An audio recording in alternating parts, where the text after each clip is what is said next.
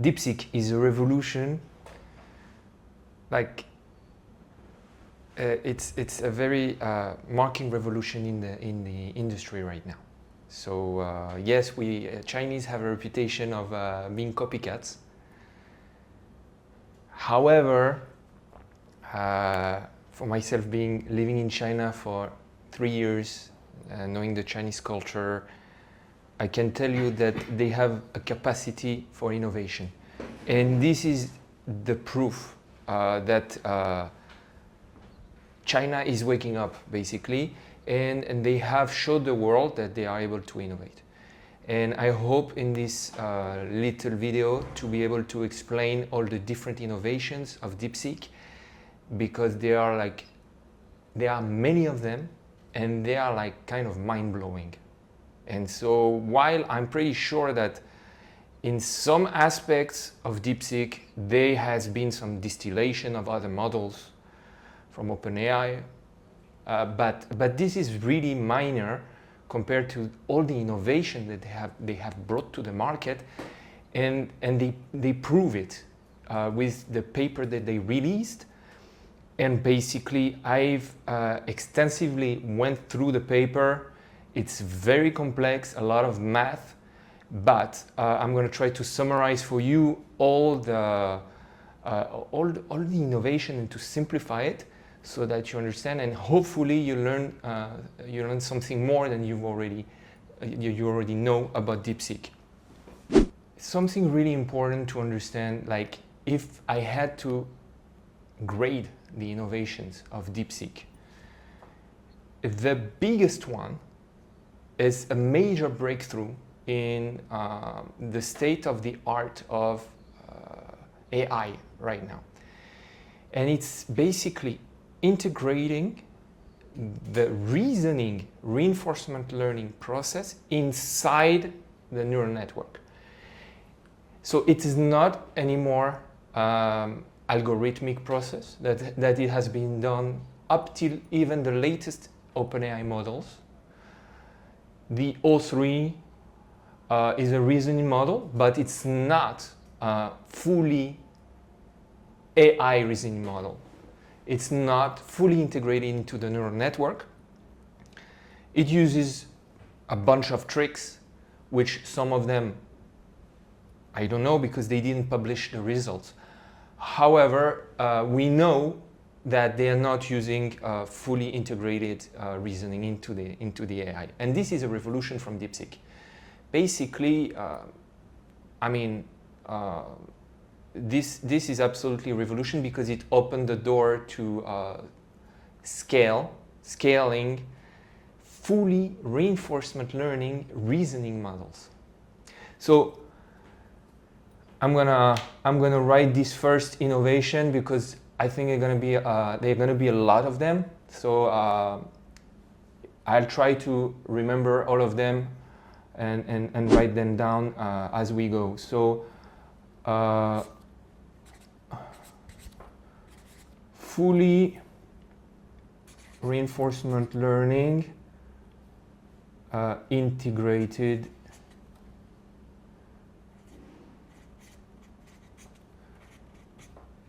into the neural network, and I'm saying reasoning reinforcement learning. It's pretty important because, so let me detail a little bit about that. We all know some kind of reinforcement learning algorithms. They have kind of shocked the industry in the past. They beat the best chess player, they beat the best Go player, and they became expert in gaming.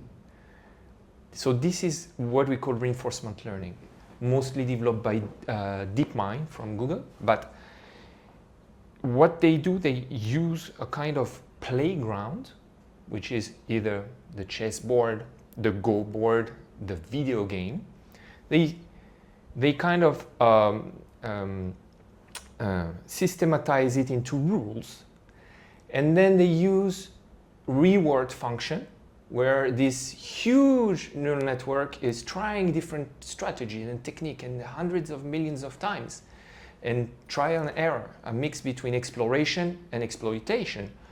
And ultimately, it learns the best strategies. Okay, that's reinforcement learning. Now, if we transfer that to DeepSeek, it is the first time in history that the playground has been a language model. Okay, so the playground is the question and the answer. It's like the game. And the answer has to be formulated on the language and the vocabulary, like a human. So the tool and the playground using language models. But a language model is a very complex thing. So now what DeepSeek has done is that they have used this language model as a playground to give the answer.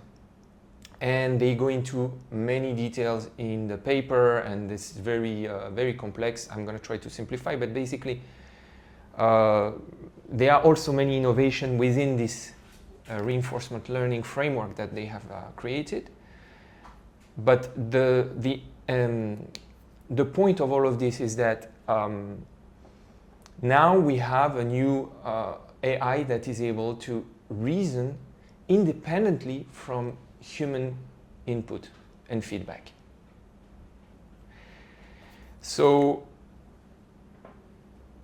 I also want to explain that you've probably heard about reinforcement learning with human feedback, which has been used with language models already extensively. These are reinforcement learning strategies that are used post-training, and I'm going to explain what post-training means later, pre-training and post-training, but they are used after the training in order to synchronize the model with with human preferences, okay? But this is guided by humans, so this is guided by the feedback of humans. Now for the reasoning of DeepSeek, it is not guided by feedback of humans, and DeepSeek has invented new ways to reason, including the traditional ways we have as humans, but those new ways to reason that DeepSeek has invented, they are encoded into the neural network, and they are not necessarily encoded into the human symbolism. That we might not be able to understand all of the ways that he reasons. Okay, so let me go into a bit more details. You have first pre-training. Pre-training, it's basically DeepSeek v3. Okay, DeepSeek v3 is a traditional language model that is being trained with 14.8 trillion tokens, words from the internet. And this is like any other language models. The goal of this pre-training was to predict the next word. Okay, and that's how they obtained the pre-trained model. Okay. The P of GPT is generative pre-trained transformer, pre-trained. So it's pre-trained with the vocabulary of the entire internet, pre-selected for quality. I didn't even mention another innovation from DeepSeek is that, and we're going to talk about it later, is that DeepSeek not only predicts one token, but predicts 4 tokens at a time. So that's through a complex process to optimize accuracy. But so DeepSeek is not only predicting 1 token, but 4 tokens. Okay, that's another innovation. Now you have post-training. Post-training is when you use this playground, this neural network that you use as the playground to train a reinforcement learning model. So from DeepSeek v3, we get DeepSeek R1 for reasoning, and this is reinforcement learning, okay? So this is self-supervised learning here at DeepSeek v3.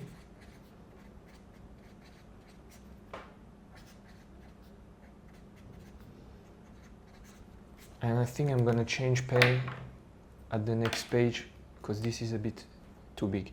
So this is the first thing. Pre-training, post-training, self-supervised learning, reinforcement learning, okay?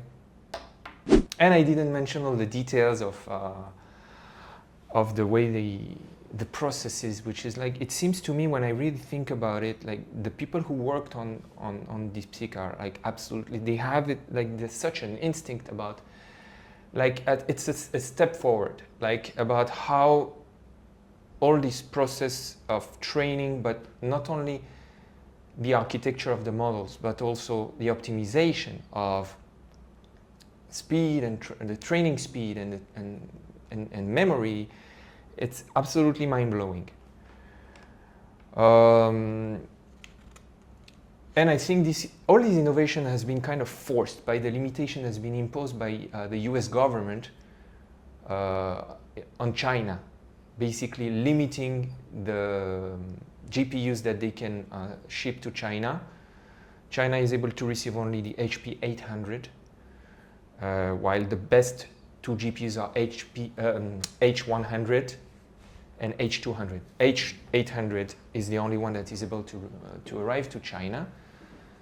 And while DeepSeek, prior to the ban, have managed to gather some A100, which is the GPU that's a general GPU for neural networks, where H100 and H200 are specialized for transformers. And the H800 is also special for transformer. You can see the H800 a bit like the H100 with half of the bandwidth and half of the capacity of communicating with other GPUs, because basically they use thousands of GPUs in parallel that communicate with each other at all time in order to train efficiently. So all those limitations force DeepSeek to innovate in many ways, not only in the in the architecture of the model, but also in the process of training it, with a lot of innovations. Basically, the founder of the model, we don't really know the engineers. We know that they are part of the that they used to. Some of them used to work at Microsoft Asia. And the founder is Liang Wanfeng, but we don't know much about him. He's kind of a maverick from what I've heard, and he's kind of an Elon Musk of China, but he's very nationalist, so he really likes to help China progress in technology. And so apparently in the last few days or few weeks, he's been recruited by the Chinese government to advise the Chinese government to lead the AI the AI wave led by the Chinese government. So we don't really know much about him. We don't really know what's going to be his status in the future, knowing that a lot of big CEOs have been, kind of requested by the Chinese government to, to put China's interests first. But what I can tell you by reading the paper and seeing what the breakthroughs have been made from DeepSeek, he's a maverick. He's literally a maverick. He's like an Elon Musk of China. And try to limit him by banning GPUs, and you're gonna regret it, because he's gonna find ways to innovate so much that is gonna beat you with much less resources. It's kind of a revolution. And the big thing is that they open sourced everything, probably because they want to correct that image that they have as copycat. So they want to prove that they actually did it, and this is proven. Like basically, we can't deny it anymore. And another effect of open sourcing everything except the data that they use, which anyways, even if you open source 14.8 trillion token, that's going to be hard to check it. And it's the whole internet. But I also suspect, this is only my speculation, but they might have done some kind of distillation as well for the pre-training from other models, from Anthropic or OpenAI. This is just a speculation of my part, but the point is basically the reason why they open source, one of the effects I think is going to come is that the entire AI community of developers are going to start using this open sourced code and architecture, and it's kind of cutting basically competitors. Not only because it took a fraction of the price to train, $5.6 million versus hundreds of $1,000,000 for competitors for equal performance, but it's basically changing the paradigm of the whole developers community in the economy of AI right now. Any small startup now can use the open source from DeepSeek and go ahead and create fantastic models and improve on that. So there are a few advantages I would say open sourcing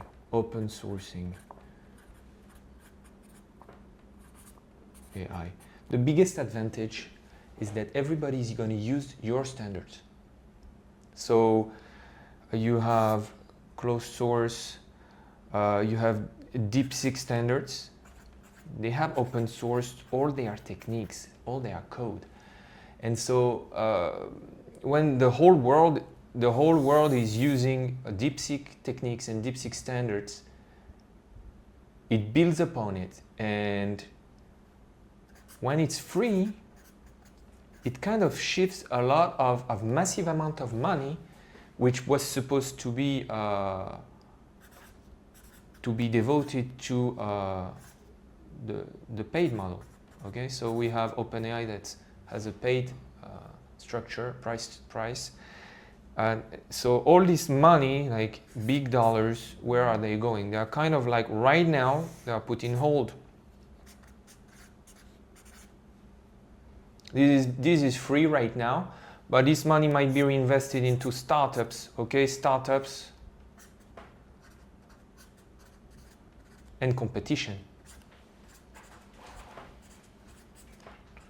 So I think that's the advantage. China is kind of stating to the world, AI is not only to the US, we are also a big competitor, and while we're not yet monetizing, we are at least disrupting the industry, and we're weakening our competitors.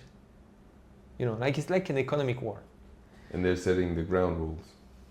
They're setting the ground rules. All the developers community, it attracts a lot of talent, because when you start developing into a certain framework, you want to continue and grow, and then they recruit. So they recruit many more talents.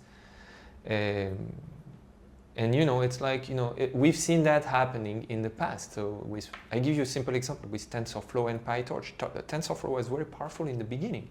I personally used a lot TensorFlow, but then it moved, the whole community moved to PyTorch slowly, and now everybody's using PyTorch. So nobody kind of knows TensorFlow anymore and programmed in TensorFlow. So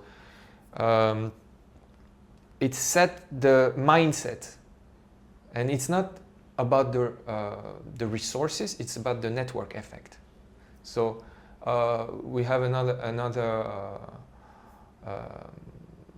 in the VHS industry. In the past there was two standards, VHS and Mega, and the other one was more powerful than VHS, but everybody moved to VHS, and then it was the standard that remained in the end. So it's a big advantage when you can shift the wave into your direction. And and that's why they open sourced everything. There are a lot of innovation in DeepSeek, a bit technical, but I really want to talk about them because they are like very strong and they are pretty impressive. The second biggest one that I think is really worth to talk about is the use of mixture of expert, which is not new. Mixture of expert has been used by almost every foundational models. It's a very common technique in machine learning, deep learning. However, this is the first time, again, that mixture of expert has been completely inbuilt into the neural network itself.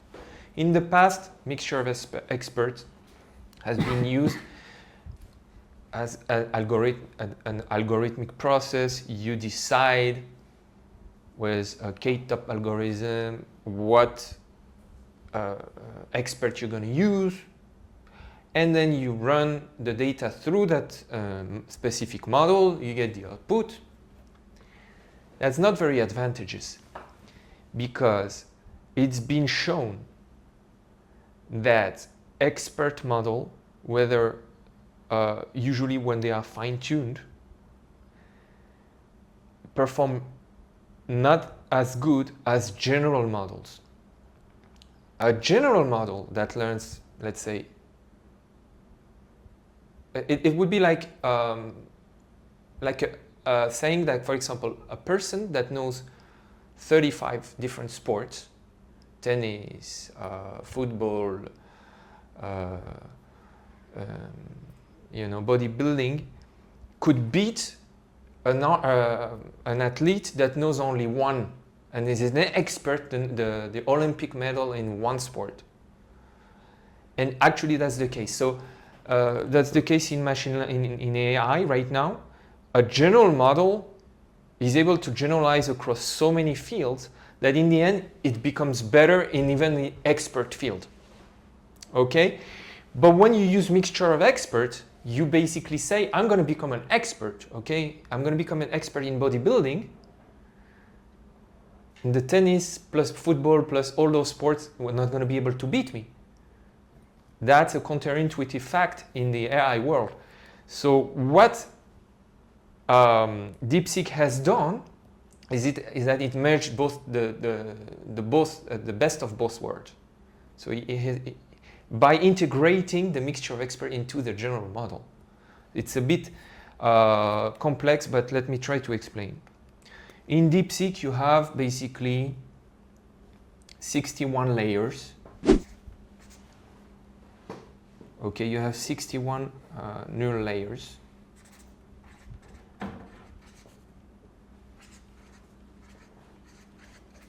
Three of them are pure feed-forward neural network, okay, which is to facilitate early training. And it's traditional multi-layer perceptron, fully connected, neural networks. And then you have 58 layers. That's basically called mixture of expert layers, MOE layers.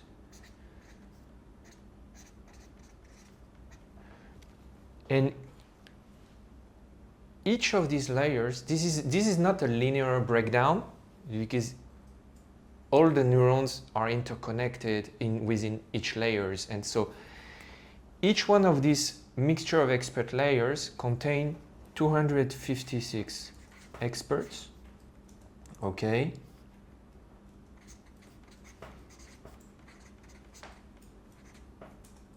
Plus 2 generalists. Okay. Now you have to multiply all this by 58. This is only one of the layer. One layer, okay?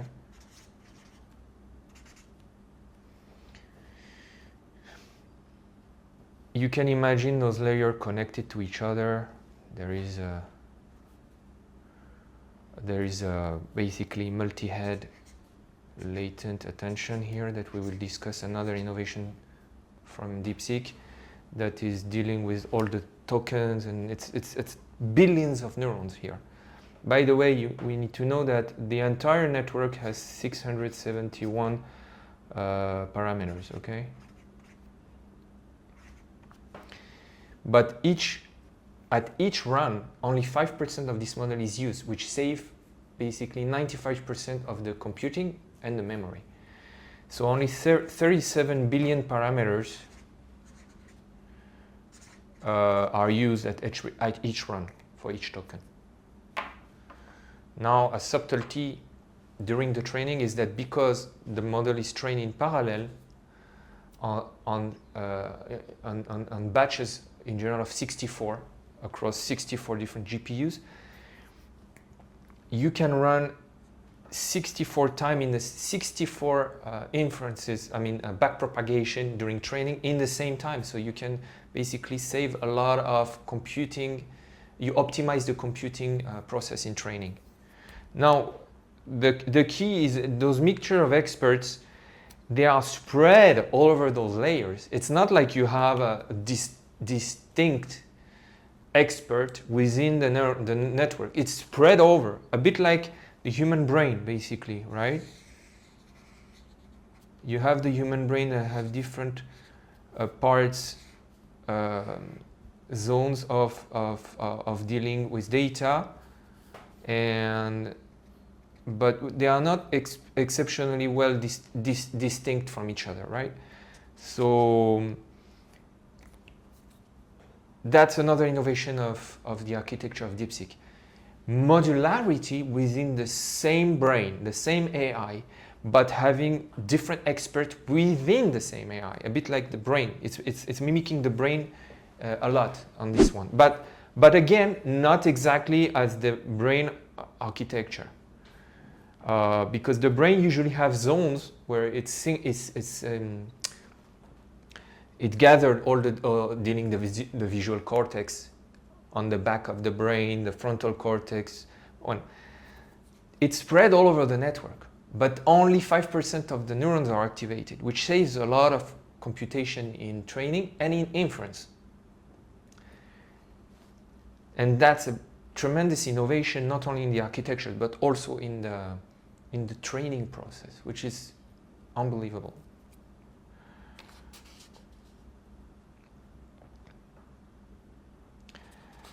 So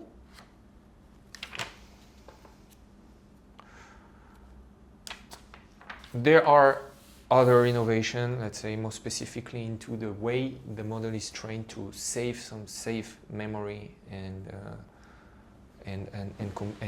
save memory and computing power. There are so many innovations, but this one, it's about the floating point, 8-bit floating point rather than traditional 16 or 32 bits. But once again, they use various tactics inside to compensate with the drawbacks of each, because when you reduce to floating point, 8-bit floating points, that creates some basically inaccuracies in the training. So in order to save memory, they have in some parts of the model they have reduced to floating point, 8-bit floating point in some other parts, and at some points in the training they merge everything to 32-bit floating point. And in order to do that, they even hacked and went into the CUDA core programming. They just modified the CUDA core from NVIDIA, from the GPUs, in order to make this mathematical process work. So that's pretty crazy to me. Like, so you have this floating point 18 versus usually you have standard called BF16 for brain float 16, which is like floating point. Sorry, it's floating point 8, not 18. Like floating point. So BF16 is like floating point 16, where the mantis is not exactly at the same position. If you see how all those floating point works, but it's pretty similar. And so then you have at some point in the training, it's switching to floating point 32, and in order to do that, they hacked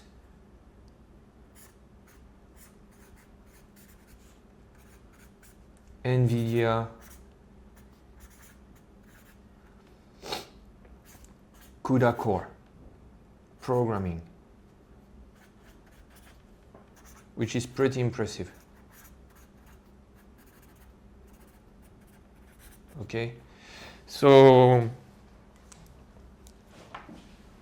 as you can see, it's at every level. They are able to do with what they have, what they can deal with, and the limitations that they have, and they do brilliantly. So this is, for me, this is very impressive.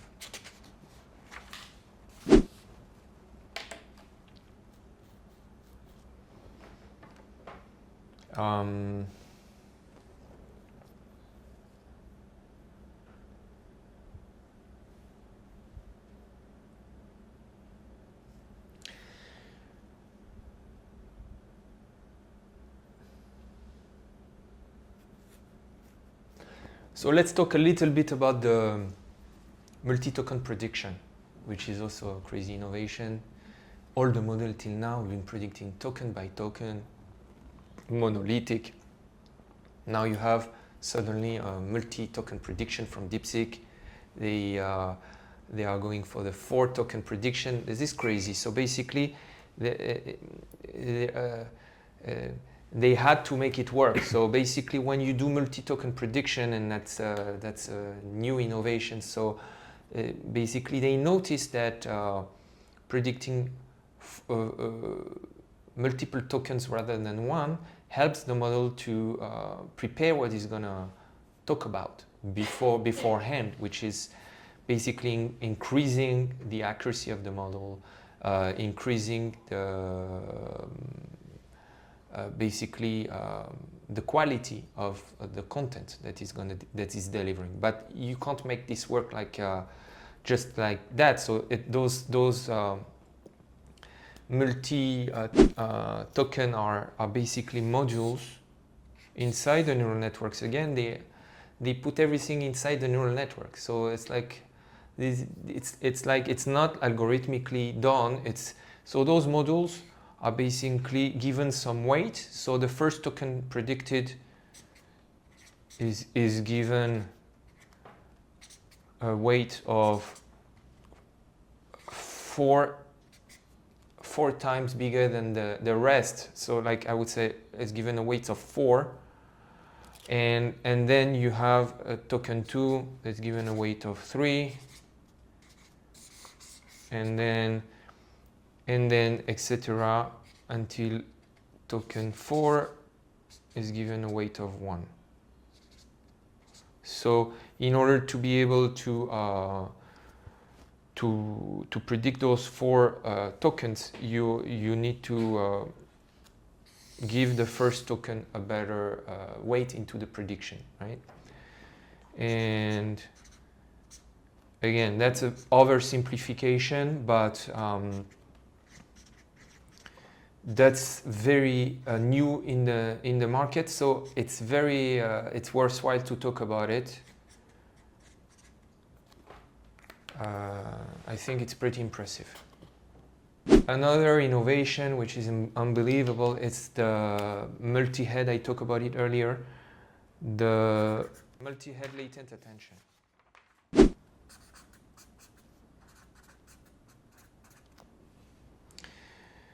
So again, that's unbelievable what they did, because they were limited into memory of the GPU. So the H800 only have half the memory of the H100, and so they had to save a lot of memory. And the multi-head cross attention of the traditional transformer.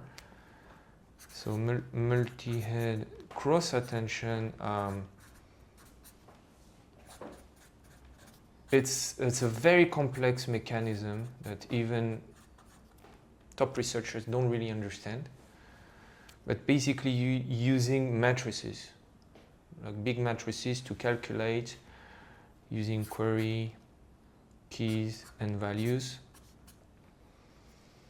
The way I intuitively understood it is that when you train the neural network, you have to decide, the neural network has to decide by itself in order to understand what word correspond to what word in the sentence. Okay, you have words in the sentence. It has to connect each word to each other word of the input. And it has to kind of create and organize into his own brain in an autonomous manner how all those connect to each other. So the way the multi-head cross-attention work, and has been empirically discovered by researchers in 2017 in Transformer paper,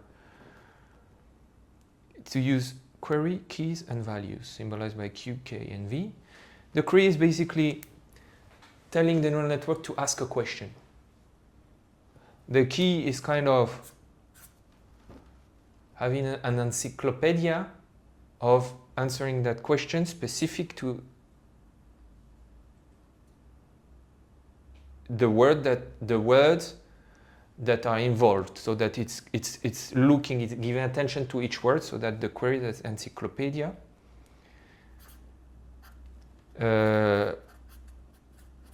Here we have the encyclopedia,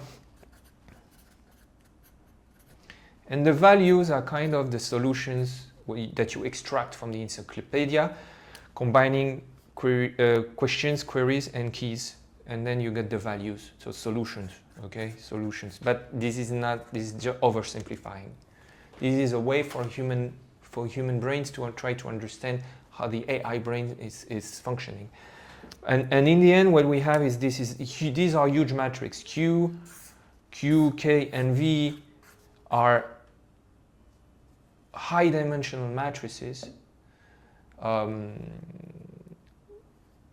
that basically reflect the token size of the input. But of course, in a transformer, you split the input, and then you vectorize the input into embeddings. So these are huge numbers. Usually, in the case of DeepSeek, which has a token input size of 128,000 tokens, and so theoretically, that should be matrices of 128,000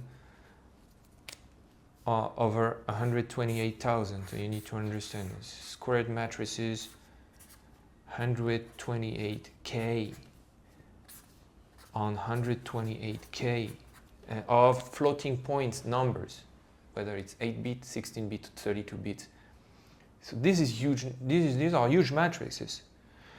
What the multi-head attention is doing is basically, at some point, has found a way to compress that, and at some point has found a way to take the keys and reduce them to only one column. One column of the matrix basically into vectors, into a vector instead of a whole matrix. So the way I interpret it in my analogy between questions, encyclopedia, and solutions is basically he reduced the encyclopedia, kind of accelerated the process, make the encyclopedia much closer to the solution already, and forced the model to train that way. That's what you see here when you could say this is the key matrix. Instead of this whole encyclopedia with huge amount of data, you reduce it to a vector. And that saved basically, that compressed the attention matrices by 87%. Okay? Pretty impressive.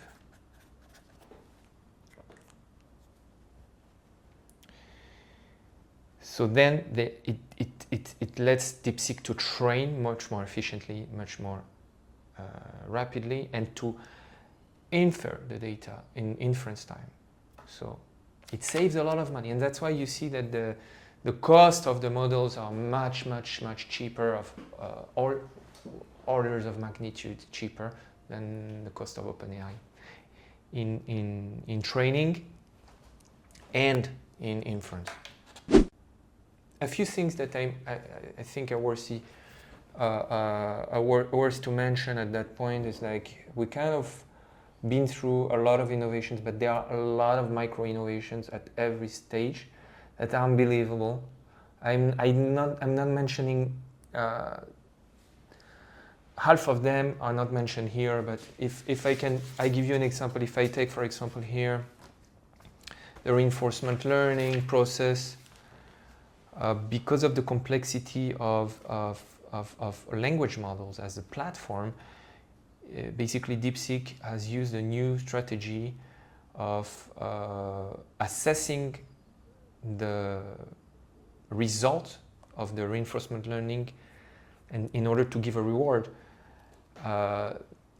in a much more compact way than a traditional reinforcement learning process. It's called the GRPO policy. It's a group relative policy optimization rather than traditional PPO policies, using kind of another neural network to assess the quality of the answer of the reinforcement learning process. Now this time it's kind of a heuristic rule-based that is kind of giving the reward. So this is saving a lot of memory. That's another innovation that is kind of mind-blowing. You have also, again, I didn't talk about in the mixture of expert here, there is a new innovation called the auxiliary loss-free load balancing loss function, which is absolutely unbelievable. It attributes at each layer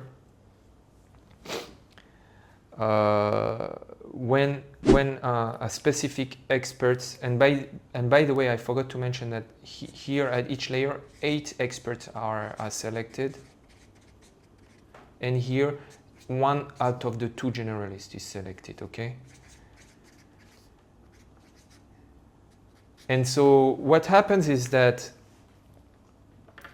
at training time, when the experts are overused, you take an individual layer, a specific expert is used too much, there is a bias attributed to inside the network that says, no, don't use me less next time. And those who are underused have a bias that tells them, use me more next time. Okay, that's another innovation. It ends up having a very balanced model that is trained all those 671 billion parameters. They split into 37 at inference time, but it's balanced, and it's like made into a way that is holistic, that we can't separate from, we can't extract and clearly say how it works, but it works. And that's not the only innovation. Another innovation is that at each layer, I said there's 58 layers of mixture of expert layer. Each layer is dealt independently, so the token is going through the network. At each layer, there's a new expert selection that's done. 8 experts plus 1 generalist at each layer for the same token. That's pretty much it for the innovation of DeepSeek, and yeah, that was very impressive to read that paper. Yeah.